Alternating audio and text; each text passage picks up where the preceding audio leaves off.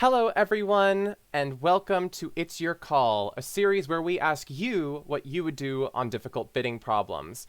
I'm your host, Kai, and today I'm joined by Ethan, who has been playing bridge for about 4.5 years now. He was taught by his grandma, and he has loved the game ever since. He's been playing in the junior youth scene, and he was on the USA2 team in the World Youth Team Championships this past 2023 competition, and they came in second place. Absolutely huge. Major congratulations for that. And he just loves the game in general and all of its parts, bidding, clariplay, and defense. Just constantly wants to keep learning. So Mhm. this series is very much about bidding. Thank you for joining us on this one, Ethan. Yeah, thank you. I'm excited to be here. You were in Veldhoven in this Yeah. past summer. What was that hmm experience like? I mean, coming second place is huge. What kind of led you up to that? Yeah, it was so as you know, on my team, we fell one spot short of U21, which kind of stung a little bit. But Yeah. then I received an email from Alex Kolesnik, he's the head of the USBF program, that they were potentially fielding another U16 team, and I jumped on the opportunity. Since then, we worked hard together to be prepared, and the whole time I was there, I don't know, better than I could have imagined. I had one of the best times of my life. Awesome. We're glad to have you, and hopefully you can have a repeat success in the next 2 years.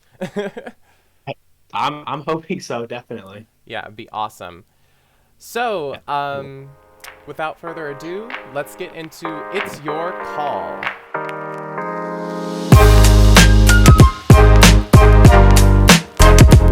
Right, so your hand is up on screen. This Mhm. is match point scoring. Okay. And North is the dealer here. They start out with a 1 diamond bid. And then East is going to overcall 1 spade. And now it's your call. Yes. All right. My first thing that popped in my head was one no trump. Mm-hmm. You don't have the ideal spade stopper, but I mean, when you're looking at this, you want to get your high card off your chest. Um, and if it comes back to you later, you really won't have another better call. And you don't have the spade stopper, but you have the spade length, extra points. Mm-hmm. So the call that is appearing to me right now is a one no bid. One no trump. And I mean the main problem that you have with this hand is just any bid that you make is going to be some sort of Right. fib. So, I mean, Yes. you could raise partners diamonds, you're 1 diamond short for that. You could bid 2 clubs, you're Yeah. 1 club short for that. You could Yes. bid no trump, you've got a stopper short for that. Um, Right. so it's Yeah. just what is the best fib in the Yeah. sequence? And I mean, the number one thing you can go with is potentially just saying, hey, um, I've got 4 spades here. It's not a stopper in Yeah. itself. However, Mhm. we might not be super worried about the spade suit simply based off of length.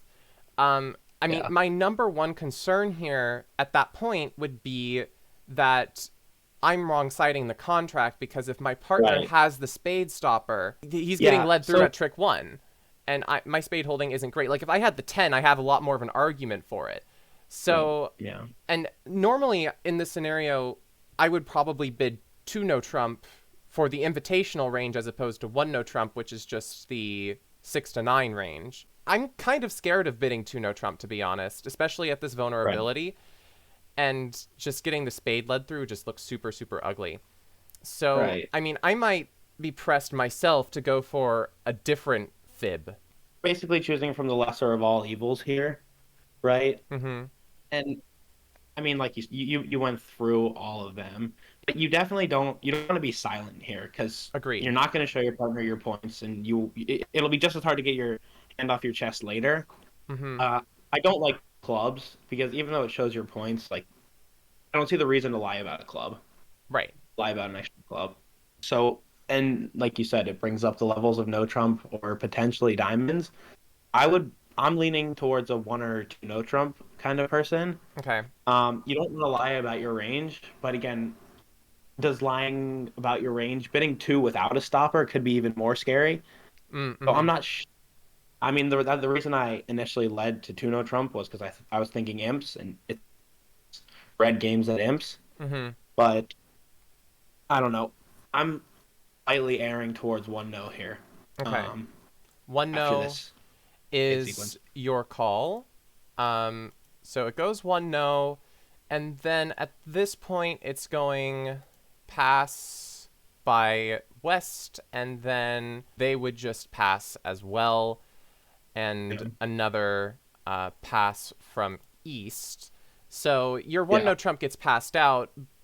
Hmm. The only time that you're really nervous is that if partner has a 14 Right. high card point hand. So one no is probably a good spot in that case, is that you aren't Yeah. like, if the spade suit Oh, is running for the opponents, the spade suit's running for the opponents. right. Right. Mm-hmm. And also, I'm a guy with five card suit and a 14 count. I'll open one no trump. So I'm really looking at partner. Has he also passed one no now? At best, has like a balanced 14 to a 13 count with a five card suit, and with this spade danger, like three no could make and that stink, Mm-hmm. but especially at match points, I want to be in one no. Right. Definitely at If match partner points. has no other, if partner has no other bid after one no trump, then it seems like it'll be the right. There is one other scenario that I'm kind of curious as to Sure. what your thoughts are. Yes. Um, Let's rewind then. if we rewind, one no trump is your call, and it goes Yeah. pass, pass, pass. So the other thing that I think we didn't exactly consider is we could also bid. We could bid two diamonds. We could bid two clubs. Both are fibs. Everything's a fib at this point. Yes.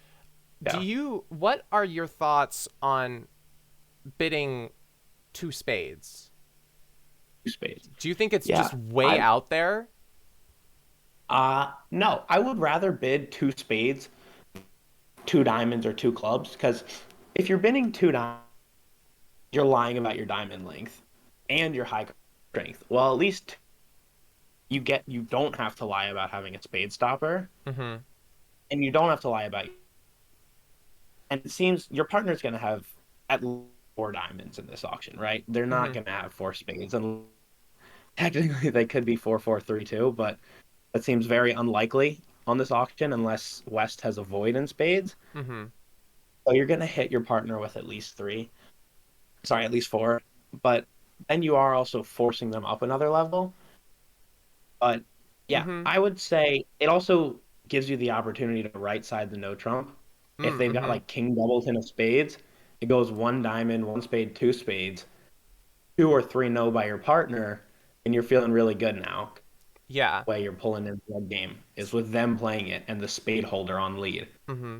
So no, I don't think that's way out there. Yeah. Because that was exactly my thought, was is that you're not lying about your high card points in that scenario. You are lying about your diamond length, but yes, you mentioned that it is good to be right-siding the no trump contract if partner does have that spade stopper. It also kind of Right. inherently asks partner if they have that spade stopper, kind of indirectly, Mhm. because you're looking for a minor fit at this point. When you want a minor fit, you would Yes. rather be in no trump, especially. Especially in match points. Mm-hmm. When you bid two spades, even though that is a queue of diamonds, your partner is there towards no trump if they can bid it. Right. And that's if they're only going to bid it if they have a stopper, which is exactly what you're looking for. Exactly. So it really works here if you're hitting them with king doubleton. Well, king third, there's some tricks like you can duck because spades will be 5-1. But I mean, if you hit a partner with king doubleton, they'll be ecstatic. So at this point, North would bid two no trump. Mhm. The downside at this point, well, I mean, if they had that hand where they could accept, they would bid three no trumps. So they're kind of just shutting down the auction. They do have a spade Yeah. stopper. They prefer it over three Yes. diamonds. Yes. So I think that at this point, with North's hand, they would bid two no trump, and then it would go Mhm. pass. And what would you do? Yeah. Pass. I I'm passing. Yes. So That's the way one they chose. in this scenario, it's just a matter of partner like not accepting your invite, and Right. I mean, Yeah.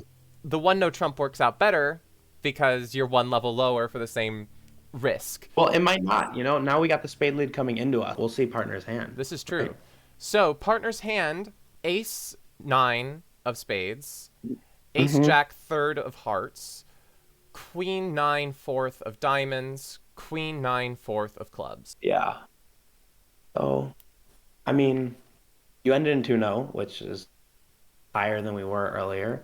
But, I mean, sometimes and that's bridge, you know? Yeah, that's bridge. You hold up on a round of spades, Mm-hmm. um, and then off the ace of clubs. So, if East has the ace of clubs, you lose four spades and a club. Mm-hmm.